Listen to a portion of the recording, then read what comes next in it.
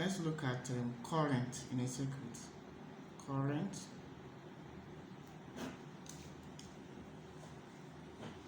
Supposing we have a battery that we can use to start, say, a vehicle.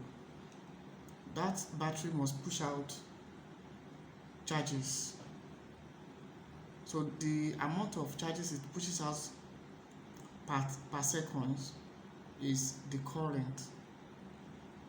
Is the current that will eventually do what the battery wants to do, to start the vehicle, to turn on a light, to do some other things like that.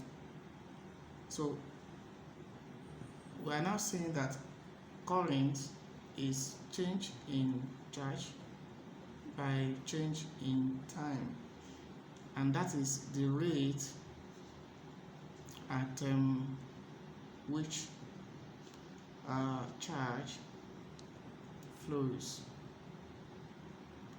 That's the rate at which charge flows. We can also, at a limiting point, we can say that I is equal to at the limit where delta t is close to 0, it tends to 0 at a very small time, for the q, the t. So we can say this is the differential coefficient of q with respect to time. So the q, the t.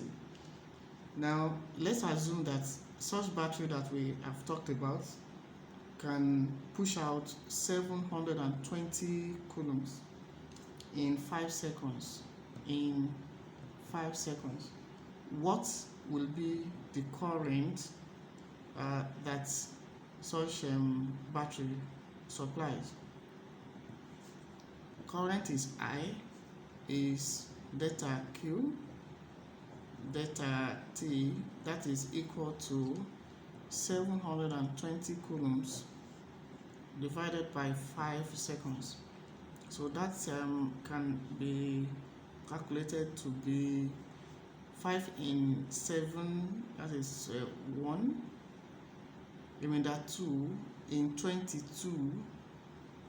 5 in 22, we have 4, remainder 2 in 20, we have 5. So we have 5 coulombs per second. So that is the current. Again, it is also possible sometimes that we have a device that is rated or that needs 3.0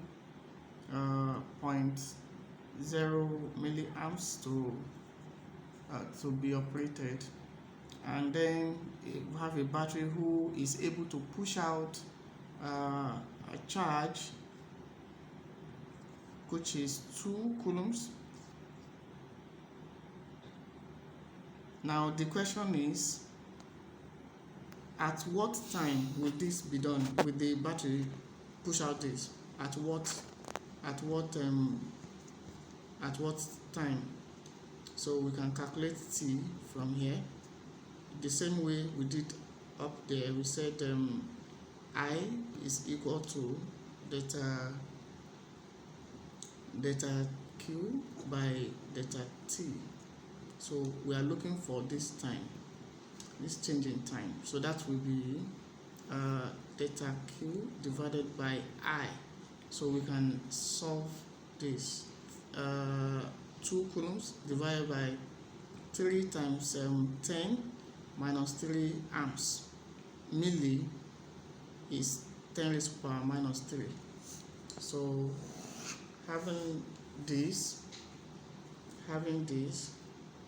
we can simplify it. That is, delta T is equal to, we can divide this 2 by 3, and we have for that 0.6.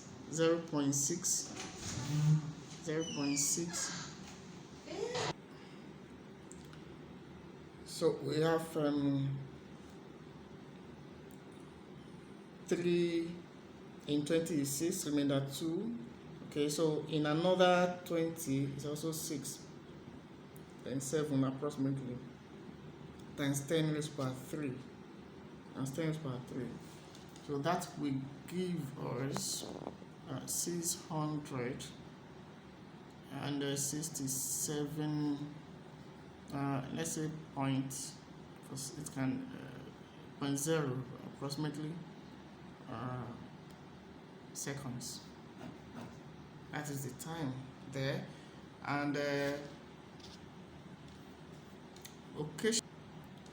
So sometimes we can have a circuit arrangement such that we have the battery, and then that battery supplies a resistor, say R1, and another one, say R2. We can also still have, say, another one here, R3, and we want to know what is the voltage that all these three will consume. How do we do that? We use the Ohm's law. This is the voltage supplied by the battery. We can use the Ohm's law to get that. What is Ohm's law saying? Ohm's law states that the potential difference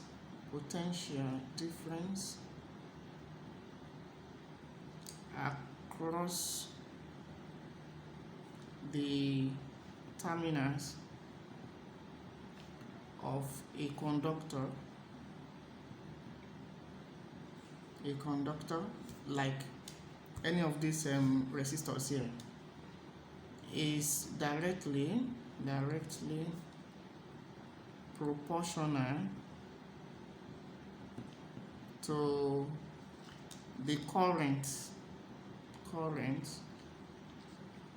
through the conductor. Provided, let's continue. Provided temperature and other physical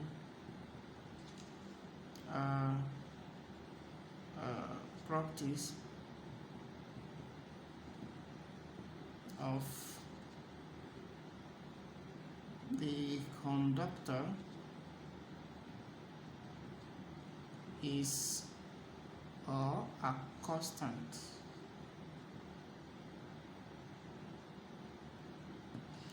Alright, so how do we now apply to the circuit? For series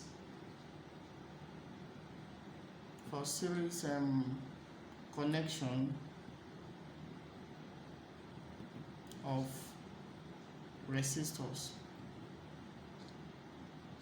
we simply add the resistances together to obtain the effective resistance in the circuit, or equivalent resistance in the circuit. That would be equals to R1 plus R2 plus R3. So by the law there, we said that V is proportional to current in the circuit. So that means that V is equal to a constant of proportionality, that is R now, and multiplied by I. This R is the resistance in the circuit. So this resistance now is what we now replace by R1 plus R2 plus R3, which is the effective resistance in the circuit, effective or equivalent resistance. So that implies that V is equal to R1 plus R2 plus R3 multiplied by I. So that is the voltage through the circuit. But sometimes we want to know the voltage or the potential drop across the individual resistors. So we have this like this. So V across this one, and the same thing, let's say this is V1, V2, and then we have V3 here. We have V3 here. So what is the potential drop across E1 for E1? Sorry, for R1 rather. For R1, we have V1 equals to the current through R1, which is I1 multiplied by R1. Because the connection of those resistors is in series, the same current will pass through each of the resistors. So I1 is the same thing as I, because it's the current being supplied from the battery that will pass through all the resistors, so multiplied by R1. So the same way, V1 or V2 rather is equal to I multiplied by R2, and V3 is equal to I multiplied by R3.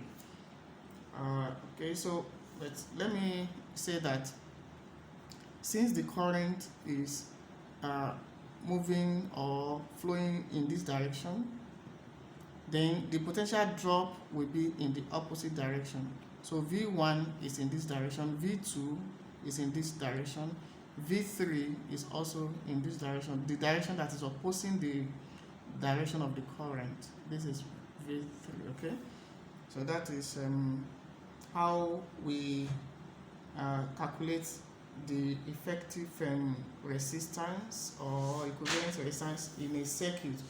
Now, if we have a parallel arrangement, like we have a resistor here, let's say this is R1, we have another one here, a resistor, let's say this is R2, and we also have another one, a resistor R3. So all of them they are connected, say like this, they are connected together like this, they are connected like this, and all of them are connected to a source of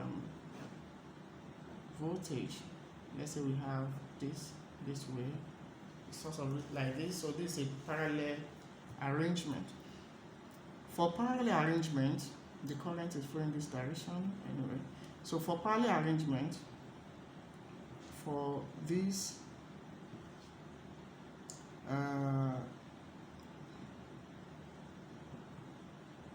arrangement, what we have is that the equivalent resistance will be calculated using this formula. R equivalent will be equal to 1 over R1 plus 1 over R2 plus 1 over R3. So whatever we get from here will be the equivalent resistance. We can find the LCM here, R2, R3, and this one will be R2, R3 plus R1, R3 plus R1, R2. So we can invariably find R equivalent as equals to R1, finding the reciprocal both sides, R1, R2, R3 divided by R2, R3 plus R1, R3 plus R1, R2. Okay, we'll continue in another video.